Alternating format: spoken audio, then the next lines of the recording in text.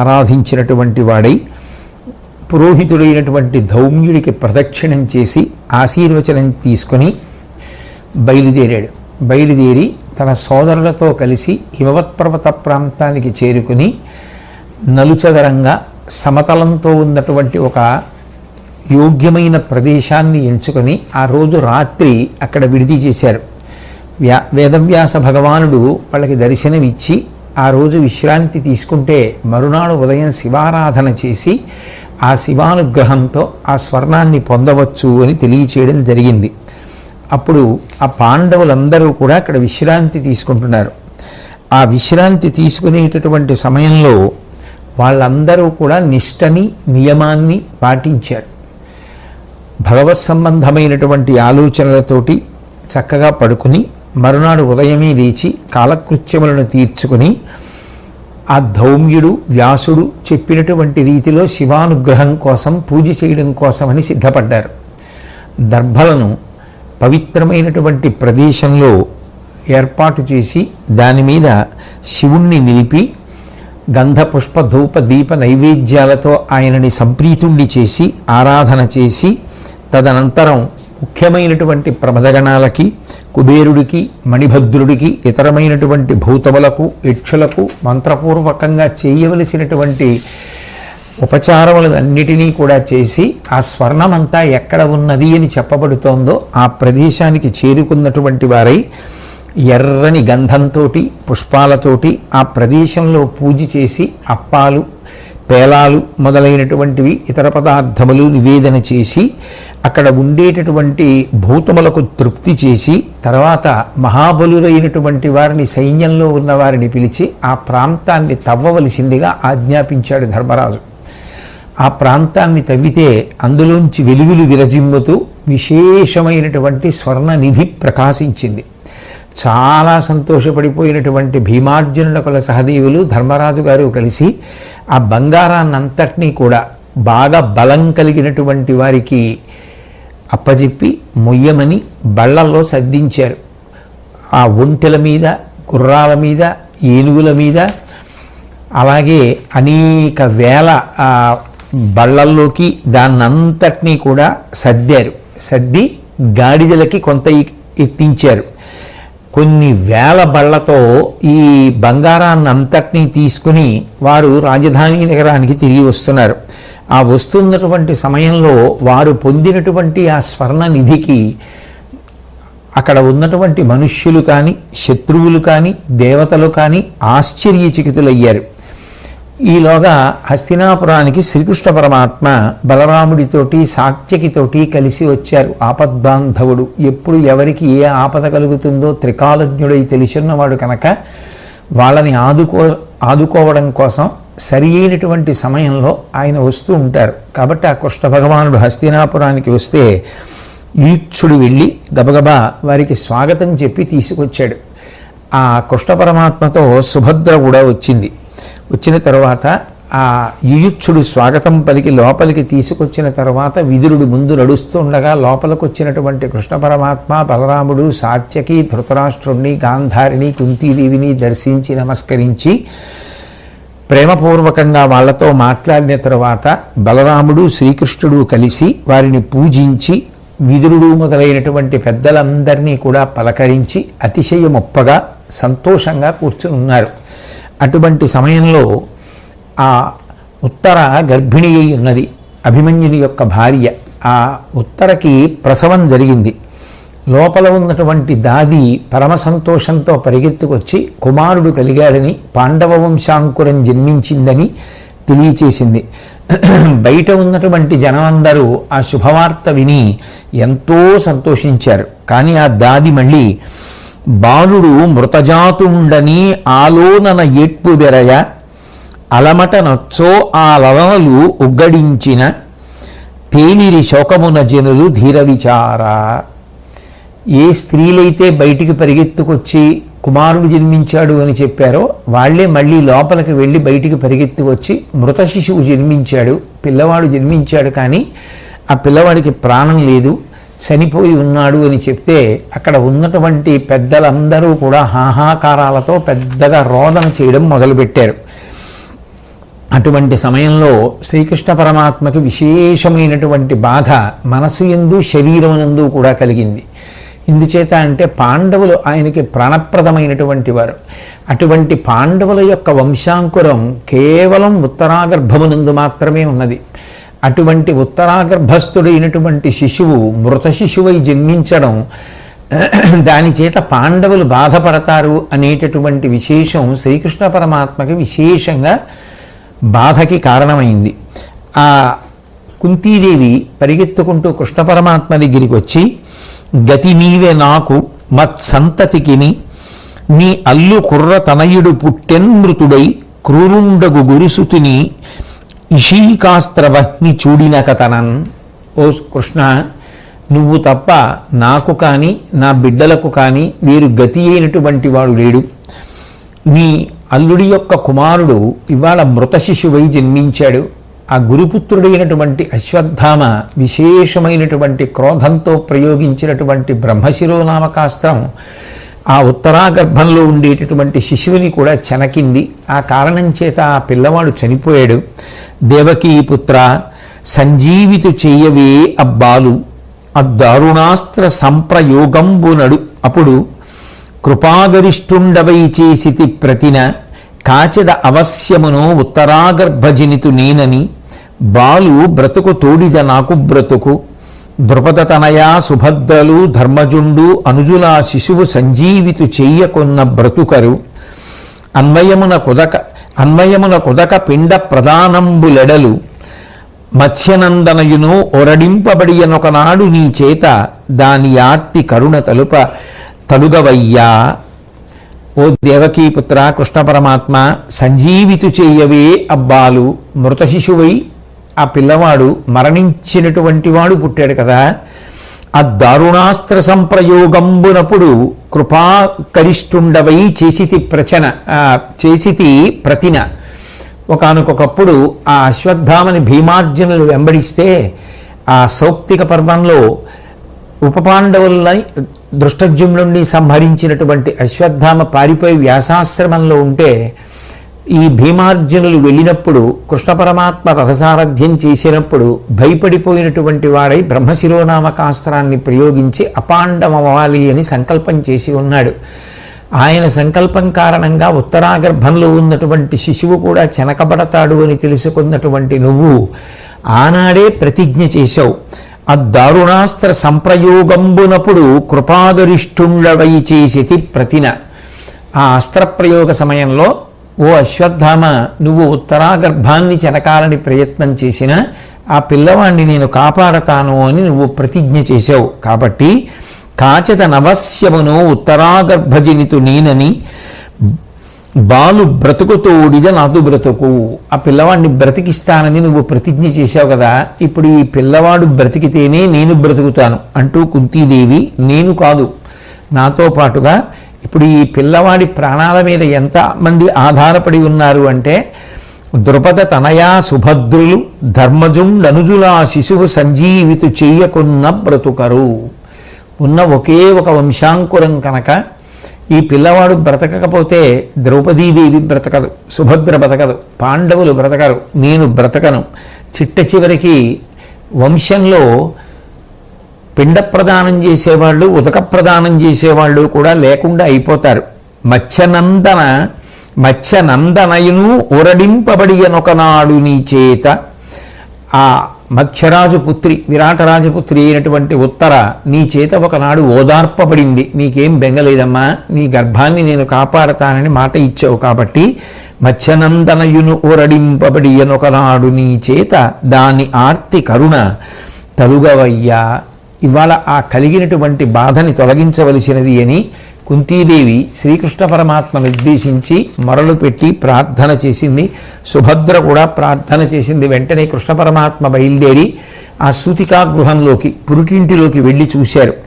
వెంటనే అక్కడ ఉన్నటువంటి ద్రౌపదీదేవి ఉత్తరతో, అరిగో శ్రీకృష్ణ పరమాత్మ వచ్చారు, వినయంగా లేచి నమస్కారం చెయ్యి అని అడిగితే వెంటనే ఆమె లేచి కృష్ణ పరమాత్మని చూసినటువంటిదై ఆర్తితో, ఈ శిశువు తిరిగి నీ చేతనే బ్రతికింపబడాలి, నీ మేనల్లుడి కొడుకు నిజంగా నీకు ఇష్టుడైతే కృష్ణ, ఈ పిల్లవాడిని చంపడం అశ్వత్థామకి సాధ్యమా?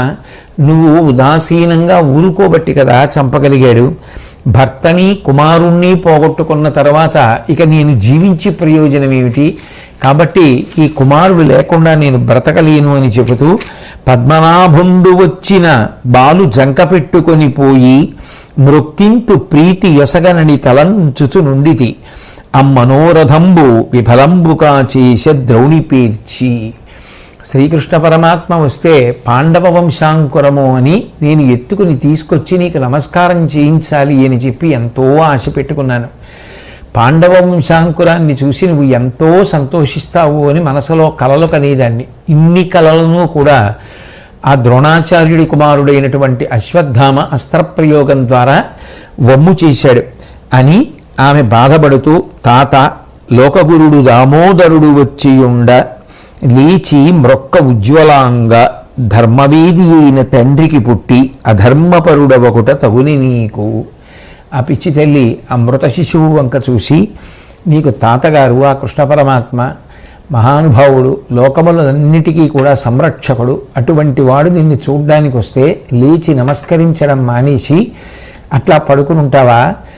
పరమధర్మాత్ముడైనటువంటి అభిమన్యుని యొక్క కుమారుడివి కదా, నువ్వు కూడా ధర్మ పరిపాలన చేసి అటువంటి పెద్దలు వచ్చినప్పుడు నమస్కారం చెయ్యవద్దా అని ఆమె బాధపడి, కనువిచ్చి గొంతి చూడుము నను చూడుము ద్రుపద నృప తనయ చూడుము నీ జనకుని తల్లి సుభద్రం తనయా చూడు తల ఎత్తి దరహాసముతోన్.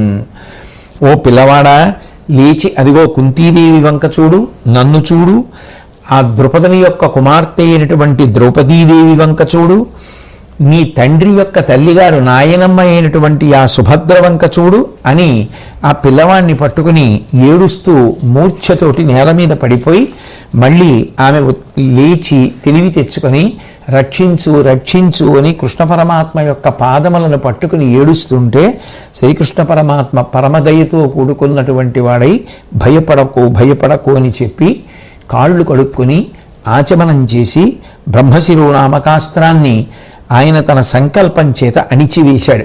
ఆ తర్వాత ఆ మృత శిశువుని, ఆ పిల్లవాడి యొక్క శవాన్ని మంచం మీద పెట్టమని ఆయన ప్రతిజ్ఞ చేయడం ప్రారంభం చేశాడు. ఎందుకని అంటే మళ్ళీ ఆ పిల్లవాడిని బ్రతికించడం కోసం. అది ఆయన పాండవులకు చేసినటువంటి మహోపకారం. మీద బొంకగు మాట ఏ మీరు వినగనాడ ఈ బాలు బ్రతికింతు చూడు డకిల జనులునిప్పుడు తేలుండు సంతసమున దీని విని పాండవులు ప్రీతి నువ్వారు. మీ అందరూ కూడా చూడండి, నేను ఎప్పుడూ కూడా అబద్ధం ఆడేవాణ్ణి కాను. నేను ఒకనాడు ప్రతిజ్ఞ చేసిన మాట వాస్తవం. అశ్వత్థామ ప్రయోగించినటువంటి బ్రహ్మశిరోనామకాస్త్రం వల్ల ఉత్తరాగర్భంలో ఉన్నటువంటి శిశువుకి ఏ ఆపద రాకుండా అడ్డుపడి కాపాడతాను అని చెప్పాను. ఏ మాట నేను చెప్పానో ఆ మాట వమ్ము కావడానికి వీల్లేదు. ఇప్పుడు ఈ పిల్లవాడిని బ్రతికిస్తాను, మీ అందరూ చూసి సంతోషించండి అని చెప్పి ఆయన ప్రతిజ్ఞ చేయడం ప్రారంభం చేశారు. పగరయడనైన ఏ బొంకు పలుకనీని సమర ముఖమున ఎన్నడు జలిత వృత్తిన్ బిరిది కడుగిడనీని ఈ పిన్నవాని అంగమున జీవమీ ప్రొద్ద ఆవహిల్లు. నేను ఎప్పుడూ కూడా శత్రువుల విషయంలో కూడా అసత్యం పలకడం అలవాటు లేనివాడనైతే యుద్ధం ఇంకా ప్రారంభం అవుతుందనగా మనసు చెదిరిపోయి విచలితుడనై యుద్ధంలో వెనకంజ వేసి వెళ్ళిపోయినటువంటి వాడను కాకపోతే ఈ మృత శిశువు బ్రతుకుగాక. అంటే నేను ఎన్నడూ శత్రువుల విషయంలో కూడా అసత్యమాడను వాడను మొదటి లక్షణం.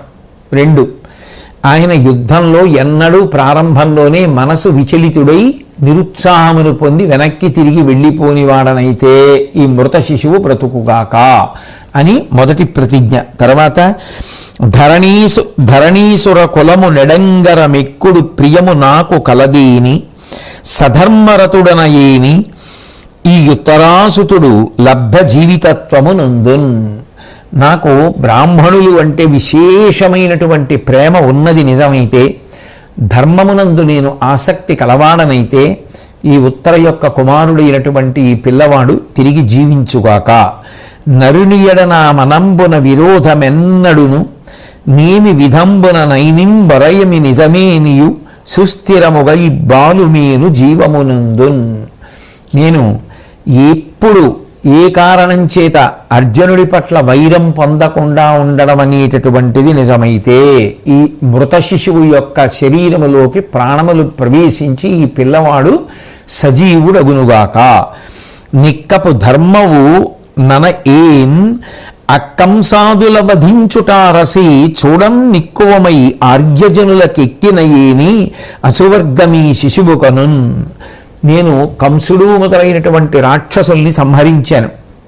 అది ధర్మబద్ధమైనది అయితే, కర్మిష్ఠులైనటువంటి వారందరూ కూడా దానిని అంగీకరించినదే అయితే, ఈ శిశువు యొక్క శరీరములోకి పంచప్రాణములు ప్రవేశించి మృతుడైన ఈ పిల్లవాడు తిరిగి బ్రతుకుగాక అని చెప్పి, మహిత సత్యంబు పరమధర్మంబు గాఢ నిర్మల బ్రహ్మచర్యంబు నిత్య సుప్రతిష్టంబులైనాయందు తేజరిల్లునేని ఈ బాలునకు జీవమిప్పుడు వచ్చు. నేను ఎప్పుడూ సత్యాన్ని పలికినటువంటి వాడనైతే, ఉత్కృష్టమైనటువంటి ధర్మాన్ని నిరంతరము పరిపాలించిన వాడనైతే, అస్కలిత బ్రహ్మచర్యము నా యందు ఉంటే ఈ పిల్లవాడికి ఇప్పుడే ప్రాణము వచ్చి కదులుగాక అని ప్రతిజ్ఞ చెయ్యగానే అక్కడ ఉన్నటువంటి ఆ పిల్లవాడి యొక్క అవయవములు కదలడం ప్రారంభం చేశాయి. వాడు కళ్ళు విప్పి చూశాడు. అక్కడ ఉన్నటువంటి కుంతీదేవి, మిగిలినటువంటి స్త్రీలు అందరూ కూడా పరమానంద భరితులైపోయి శ్రీకృష్ణుణ్ణి స్తుతించారు. ఆ మృతి చెందినటువంటి పిల్లవాడిని నిజానికి శ్రీకృష్ణ పరమాత్మ బ్రతికించారు. అంటే యథార్థంగా ఆలోచించాలి అంటే ఆ పిల్లవాడు మృత శిశువై జన్మించినటువంటి కారణం చేత పాండవ వంశం అంతరించిపోయింది. అంతరించిపోయినటువంటి పాండవ వంశాన్ని మళ్ళీ నిలబెట్టినటువంటి ఘనత మహానుభావుడైనటువంటి శ్రీకృష్ణ పరమాత్మకి దక్కుతుంది. ఎప్పుడో వచ్చేటటువంటి ఆపదని గుర్తించి, అటువంటి ఆపద ఏర్పడినా నేను ఆ పిల్లవాడిని కాపాడతానని, పాండవుల వంశాన్ని నిలబెడతానని అశ్వత్థామ దగ్గర ఏ ప్రతిజ్ఞ చేసి ఉన్నారో ఆ ప్రతిజ్ఞని నిజం చేసి, అస్త్రము చేత చెనకబడినటువంటి శిశువుని తిరిగి బ్రతికించి పాండవులకు, కుంతీదేవి మొదలైన వారికి అందరికీ కూడా ఎంతో సంతోషం కలిగేటట్టుగా చేశారు. వెంటనే ఉత్తర ఆ పిల్లవాడిని ఎత్తుకొని పరిగెత్తుకొచ్చి ఆ శ్రీకృష్ణ పరమాత్మ యొక్క పాదముల దగ్గర శిరస్సు ఉంచి నేల మీద నుదురు మోపి తన యొక్క ప్రగాఢమైనటువంటి భక్తి ప్రపత్తులను, సంతోషాన్ని ఆవిష్కరించింది. ఇక ఆ సమయంలో నిజానికి మాట్లాడడానికి మాటలు ఏముంటాయి? ఇంకా కృష్ణ పరమాత్మకి ఏమిచ్చి రుణం తీర్చుకోగలదా తల్లి? అంత సంతోషంతో ఆ శిశువుని ఎత్తుకొని తల ఉంచి నేలకి తగిలేటట్టుగా నమస్కరించి కృష్ణ పరమాత్మ ఎడల తనకున్నటువంటి గౌరవాన్ని ప్రకటనం చేస్తే, ప్రశస్తమైనటువంటి రత్నములతో ప్రకాశిస్తున్నటువంటి ఆభరణములను ఆ శిశువుకు బహూకరించినటువంటి వాడై శ్రీకృష్ణ పరమాత్మ ఆ శిశువుకి పేరు పెట్టారు. ఆత్మకులము పరిక్షీణమైన జననముందెగాన ఈ అభిమన్యునందనునకు అర్హమగు పరిచ్ఛిన్నామమనీయ కృష్ణుడు అఖిల జనములు విన పౌరవాధినాథ.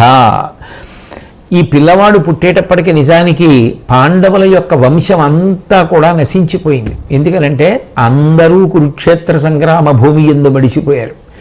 అటువంటి సమయంలో ఈ పిల్లవాడు పుట్టి వంశాంకురం పుట్టింది, వంశం నిలబడింది అనేటటువంటి సంతోషాన్ని కల్పించాడు.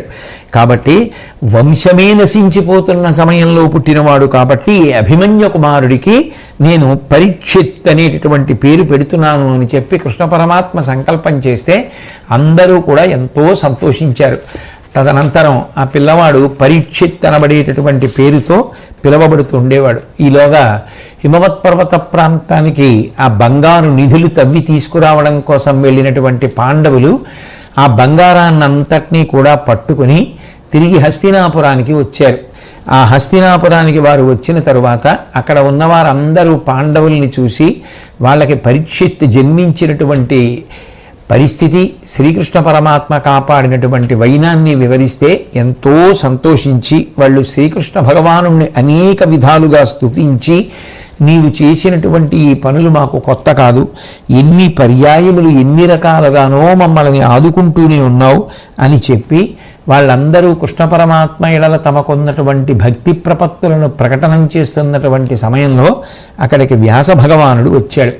వస్తే ధర్మరాజు గారు ఎంతో సంతోషించి, హే భగవన్ వ్యాస భగవానుడా, నీ యొక్క అనుగ్రహ విశేషం చేసి అశ్వమేధయాగం చెయ్యడానికి కావలసినటువంటి ద్రవ్యమంతా సమకూరింది. కాబట్టి ఇప్పుడు ఈ ద్రవ్యాన్ని ఉపయోగించి అశ్వమేధయాగం చేయడానికి మాకు అనుమతిని కటాక్షించండి అని ప్రార్థన చేశాడు.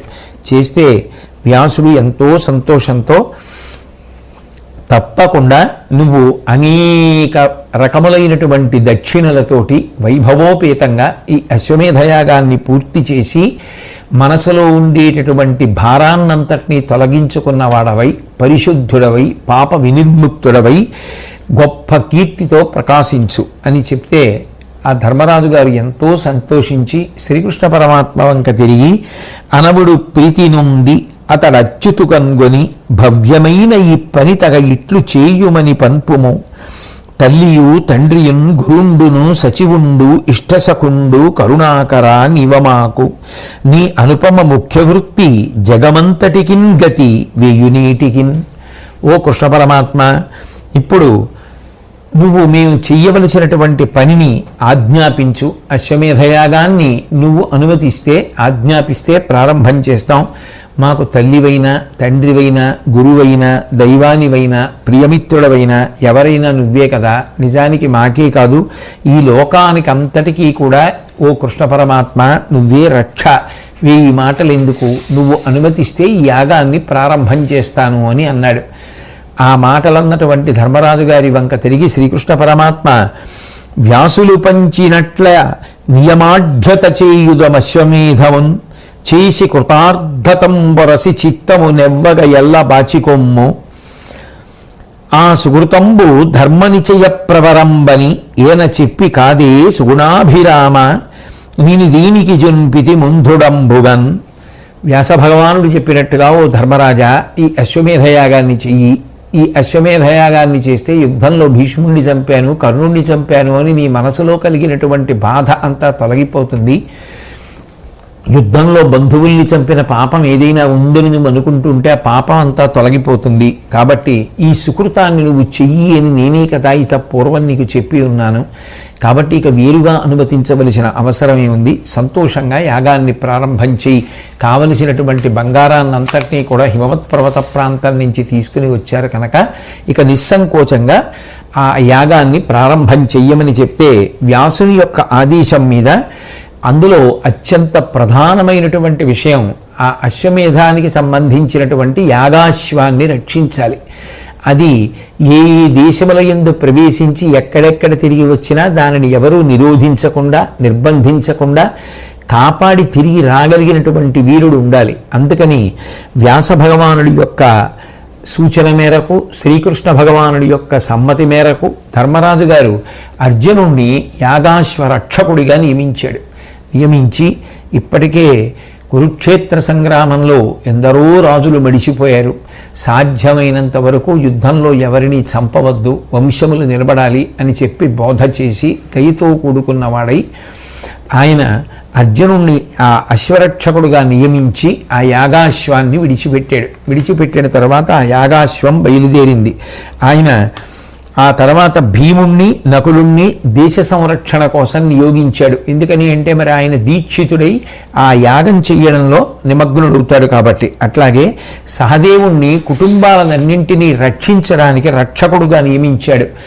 పెద్దలైనటువంటి వారు నిశ్చయించినటువంటి శుభముహూర్తంలో వ్యాసాది ఋత్విజులందరూ అక్కడ ఉండగా, పెద్దలందరూ ఆశీర్వచనం చేస్తుండగా ఆ ధర్మరాజు గారు యజ్ఞదీక్షని స్వీకరించి ఆయన బంగారు ఆభరణములను ధరించినటువంటి వాడై ఎంతో సంతోషంతో అందరూ అక్కడ ఉన్నటువంటి ఋత్విజులందరూ తనని పరివేష్టించి ఉండగా పరమ సంతోషంగా ఆ యాగానికి సంబంధించినటువంటి పూర్వాంగ ప్రారంభంగా యాగాశ్వాన్ని విడిచిపెడితే ఆ మహానుభావుడైనటువంటి అర్జునుడు గాంధీవాన్ని చేతపట్టుకున్నవాడై యథేచ్ఛగా సంచరిస్తూ వెళ్ళిపోతున్నటువంటి ఆ అశ్వం వెనకాతల బయలుదేరి అశ్వరక్షకుడై వెడుతున్నాడు. ఆ వెడుతున్నప్పుడు యాజ్ఞవల్కుడి శిష్యులైనటువంటి వారు కొంతమంది ఆ గుర్రంతో పాటుగా బయలుదేరి వెడుతున్నారు. ఎందుకనంటే మార్గమధ్యంలో తగిన పనులు ఏ ఉంటాయో అవన్నీ చేయడం కోసమని అర్జునుడితో పాటుగా బ్రాహ్మణ సమూహం కూడా వెళ్ళింది. అలా వెడుతున్నప్పుడు ఆ గుర్రం ఆ త్రిగర్తుల యొక్క దేశంలోకి ప్రవేశించినప్పుడు ఆ త్రిగర్త దేశాధిపతి కుమారులు గుర్రాన్ని నిర్బంధించడానికి ప్రయత్నించారు. కొన్ని వేల రథాలు నడుపుకుంటూ వాళ్ళందరూ బయలుదేరి వచ్చి ఆ గుర్రాన్ని పట్టుకోవడానికి ప్రయత్నించారు. వాళ్ళతో మాట్లాడుతూ అర్జునుడు అన్నాడు, అశ్వమేధయాగానికి అడ్డుపడడం అనేటటువంటిది కీడు, పాపం, కాబట్టి దాన్ని విడిచిపెట్టండి. అయినా ఈ అనవసరపు వైరాలు మంచివి కావు. మనం పొత్తుతో సంతోషంగా ఉందాం. ధర్మరాజు గారు ఆయన సంతోషం పొందడం కోసం, లోక కళ్యాణం కోసం ఈ యాగాన్ని చేస్తున్నాడు. కాబట్టి మీరు కూడా సహకరించి వస్తే బాగుంటుంది అని చెప్తే అంగీకరించకుండా సూర్యవర్మ అనబడేటటువంటి రాజకుమారుణ్ణి సేనాపతిగా చేసుకుని వాళ్ళందరూ కూడా ఆయన మీదకి యుద్ధానికి సిద్ధపడ్డారు. అప్పుడు ఆ అర్జునుడు వాళ్ళతో మాట్లాడుతూ, ఇప్పటికే కురుక్షేత్రంలో చాలా రాజవంశాలు అంతరించిపోయి ఇప్పుడు వాళ్ళ కొడుకుల్ని చంపవద్దు, దయతో ప్రవర్తించమని ధర్మరాజు గారు నాకు చెప్పి ఉన్న కారణం చేత నేను యుద్ధం చెయ్యడానికి కృతనిశ్చయుడనై లేను. కాబట్టి మీరు కూడా ధర్మరాజు గారి యొక్క ప్రేమతో కూడిన హృదయాన్ని అర్థం చేసుకొని గుర్రాన్ని విడిచిపెట్టేస్తే బాగుంటుంది, అనవసరపు యుద్ధం వద్దు అని చెప్పాడు. చెప్పిన అర్జునుడి మాట వినకుండా ఆ సూర్యవర్మ యొక్క తమ్ముడైనటువంటి కేతువర్మ, వేరొక తమ్ముడైనటువంటి ధృతవర్మ, వీళ్ళందరూ కలిసి ఆ అర్జునుడి మీదకి యుద్ధానికి వచ్చారు. ఆ ధృతవర్మ వాడి బాణాలతో అర్జునుడి యొక్క చేతి మీద కొట్టినప్పుడు ఆ చేతితో పట్టుకున్నటువంటి గాంధీవం జారి భూమి మీద పడిపోయింది. అందరూ కూడా ఆశ్చర్యపోయారు. త్రిగర్త సైన్యాలు పెద్ద పెట్టున హర్షంతో కేకలు వేశాయి. నిజానికి ఆ గాంధీవం చేతిలోంచి జారి పడిపోయింది అంటే కారణం ఒక్కటే, ధర్మరాజు గారు చెప్పిన మాటలు అర్జునుడి మీద అంత తీవ్ర ప్రభావం చూపించాయి. కురుక్షేత్రంలో ఇప్పటికే ఎందరో పడిపోయి ఉన్నారు. మిగిలినటువంటి వంశాంకురాల్ని చంపవద్దు, సాధ్యమైనంత వరకు యుద్ధం చెయ్యకుండా మంచి మాటలు పలికి యుద్ధం లేకుండా అశ్వంతో తిరిగి రమ్మని చెప్పినటువంటి ధర్మరాజు గారు మాటలు మనసులో పెట్టుకున్నటువంటి అర్జునుడు యుద్ధం చేయడానికి విముఖుడై ఉన్నటువంటి కారణం చేత, ప్రేమ భావనతో ఉన్న కారణం చేత, ఆయన పిడికిలి ఆ పటుత్వంతో లేని కారణం చేత ఆ బాణపు దెబ్బకి చేతిలో ఉన్నటువంటి గాంధీవం జారి పడిపోయింది. ఎప్పుడైతే గాంధీవం పడిపోయిందో ఇక అర్జునుడు ఆ దయాస్వరూపాన్ని, ఆ ప్రేమని వదిలిపెట్టేస్తాడు, వేరొక రుద్రస్వరూపాన్ని పొందుతాడు అని చెప్పి అందరూ అనుకున్నారు. అట్లాగే అర్జునుడు ఆ గాంధీవాన్ని స్వీకరించి ఎక్కుపెట్టి బాణ పరంపరలను ప్రయోగిస్తుంటే తట్టుకోలేకపోయినటువంటి ఆ సైన్యంలో ఉన్న ముఖ్యులు పరిగెత్తుకుంటూ వచ్చి ప్రేమతో మమ్మల్ని ఆదరించు, తెలిసో తెలియకో యుద్ధం చేశాం, మమ్మల్ని మన్నించవలసింది అని అర్జునుడిని ప్రార్థన చేశారు. అప్పుడైన వాళ్ళందరినీ విడిచిపెట్టేసి వచ్చే చైత్ర పౌర్ణమి నాడు ధర్మరాజు గారు అశ్వమేధయాగం చేస్తున్నాడు, మీ అందరూ రండి అని వాళ్ళని ఆహ్వానం చేసి అక్కడ నుంచి బయలుదేరి ఆయన భగదత్తుడి యొక్క రాజ్యంలోకి ప్రవేశించాడు. ఆ భగదత్తుడి యొక్క కుమారుడు వజ్రదత్తుడు. ఆయన బాల్య చాపల్యం చేత నేను ఈ అర్జునుడి యొక్క యాగాశ్వాన్ని పట్టుకుంటాను అని చెప్పి బయలుదేరి వచ్చాడు. ఎంత అర్జునుడు చెప్పినా వినలేదు.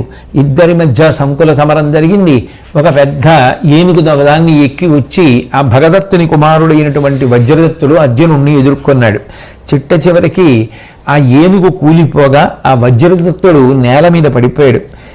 అతన్ని చూసి ధర్మరాజు గారు చెప్పినటువంటి మాటలు జ్ఞాపకానికి వచ్చినటువంటి అర్జునుడు చంపడానికి ఇష్టపడక చాలా మెత్తని మాటలతో అతన్ని కొద్దిగా ఊరడించి రాజుల్ని చంపద్దు అని చెప్పి దయామయుడైనటువంటి ధర్మరాజు గారు చెప్పాడు కాబట్టి నిన్ను విడిచిపెట్టేస్తున్నాను, నీ మీద నాకు ఏ కోపం లేదు, మీ అందరూ మీ చుట్టాలు, బంధువులు, స్నేహితులు అందరూ కలిసి తప్పకుండా ధర్మరాజు గారు చైత్ర పౌర్ణమి నాడు చేసేటటువంటి అశ్వమేధయాగానికి రండి అని చెప్పి వాళ్ళని ఆహ్వానించి అక్కడి నుంచి సింధు దేశంలోకి ప్రవేశించాడు.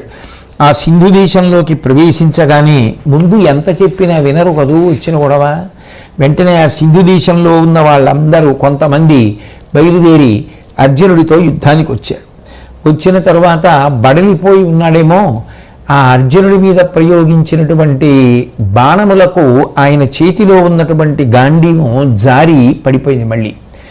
అంటే ఆయన యుద్ధం చేయడం పట్ల ఎంత వైముఖ్యంతో ఉన్నాడో, ప్రేమతో కార్యాన్ని చక్కపెట్టాలి అని చెప్పి ఆయన ఎంత పూనికతో ఉన్నాడో అర్థమవుతుంది. అర్జునుడి చేతిలోంచి గాంధీవం వేరొకసారి జారి నేల మీద పడిపోతే సైంధవుణ్ణి సంహరించాడు అన్న కోపంతో ఈ సింధు దేశంలో ఉన్నవారు అర్జునుడిని ఏం చేస్తారో అని భయపడినటువంటి దేవతలు కూడా అర్జునుడి యొక్క పూనిక కోసం, అర్జునుడి యొక్క రక్షణ కోసం వాళ్ళందరూ కూడా మంత్రములను పఠించారు. వెంటనే ఆ గాంధీవాన్ని తీసుకుని చేత్తో పట్టుకున్నటువంటి అర్జునుడు యథాప్రకారంగా తన పరాక్రమాన్ని ప్రకటనం చేసి బాణప్రయోగం చేస్తే తట్టుకోలేక సైన్యం అంతా చెల్లాచెదరైపోతున్నటువంటి సమయంలో సైంధవుడి భార్య, పాండవులకు కూడా చెల్లెలే అవుతుంది కదా మరి, దుర్యోధనాదులకు చెల్లెలైనప్పుడు దుశ్శల, ఆమె యొక్క భర్తే సైంధవుడు. కాబట్టి ఆ దుశ్శల ఒక పిల్లవాడిని చేతితో పట్టుకుని పరిగెత్తుకొచ్చి, ఈ పిల్లవాడు నా మనవడు అర్జున, మన బంధుత్వాన్ని మనసులో స్మరించు, ఈ మనవణ్ణి చూసైనా నువ్వు కనీసం యుద్ధాన్ని ఆపేసేయి, ఈ పిల్లవాణ్ణి కాపాడు, వీడు నీ మేనల్లుడి యొక్క కుమారుడు అని చెప్తే ఆశ్చర్యపోయినటువంటి అర్జునుడు నా మేనల్లుడేడి అని అడిగాడు. అడిగితే నువ్వు వాళ్ళ తండ్రి అయినటువంటి సైంధవుణ్ణి చంపావు అనేటటువంటి బెంగతో నీ మేనల్లుడు ఇంటి వద్దనే ఉండేవాడు, కానీ హఠాత్తుగా ఇదిగో నువ్వు బయలుదేరి యాగాశ్వాన్ని రక్షిస్తూ సింధు దేశంలోకి ప్రవేశించావనేటటువంటి పిడుగులాంటి వార్త విని హఠాత్తుగా నా కుమారుడు మరణించాడు, కాబట్టి ఇప్పుడు ఆ పిల్లవాడు కూడా లేడు, ఉన్నది వంశాంకురం ఈ మనవడొక్కడే, దయచేసి నువ్వు ఈ పిల్లవాడిని సైన్యాన్ని కాపాడవలసింది, వదిలి విడిపొమ్మని, దుర్యోధనాథులు మీకు చేసినటువంటి అపకారాన్ని మనసులో పెట్టుకోకు, నా భర్త సైంధవుడు చేసినటువంటి పాడు పనులు అన్నీ ఇన్ని కావు, అవన్నీ కూడా మనసులో పెట్టుకోకు, ఎందుకంటే ఆ సైంధవుడి వల్లే కదా అభిమన్యుడు మరణించాడు, కాబట్టి అవన్నీ నువ్వు మనసులో పెట్టుకోవద్దు, ఈ బిడ్డపై నీ యొక్క దయని చూపించు అని ఆ పిల్లవాడి చేత అర్జునుడి కాళ్లకు మ్రొక్కించింది దుశ్శల. నీకు ఈ పిల్లవాడు నమస్కారం చేస్తున్నాడు, నువ్వు దయతో నాకు సోదరుడు కదా, నా మనవణ్ణి రక్షించి మమ్మల్ని క్షమించి విడిచిపెట్టు అని అడిగింది. అర్జునుడి మనసు ఎంత కదిలిపోయిందంటే ఆ మాటలు అన్నటువంటి దుశ్శల వంక చూశాడు. చూసి,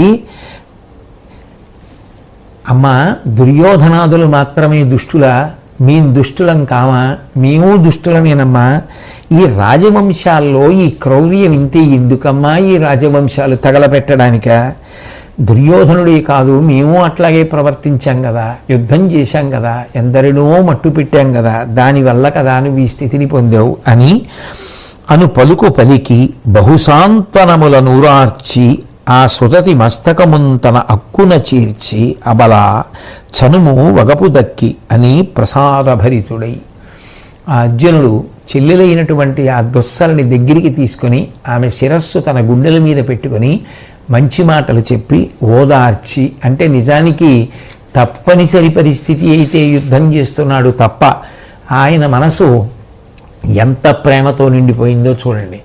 ఎందుకని అంటే ఇప్పటికే అసలు ధర్మరాజు గారు ఆ అశ్వమేధయాగం తలపెట్టడానికి కారణం ఏమిటి?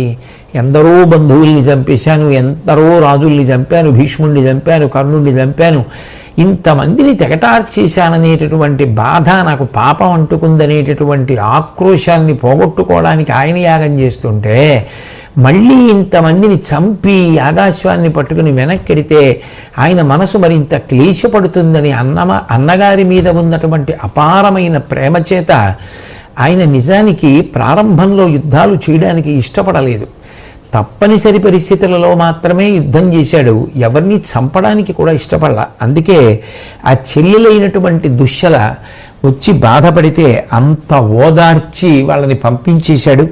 ఆ దుశ్శల మనవణ్ణి సైన్యాన్ని వెంట పెట్టుకుని సంతోషంగా వెనక్కి తిరిగి వెళ్ళిపోయింది. స్వస్తి.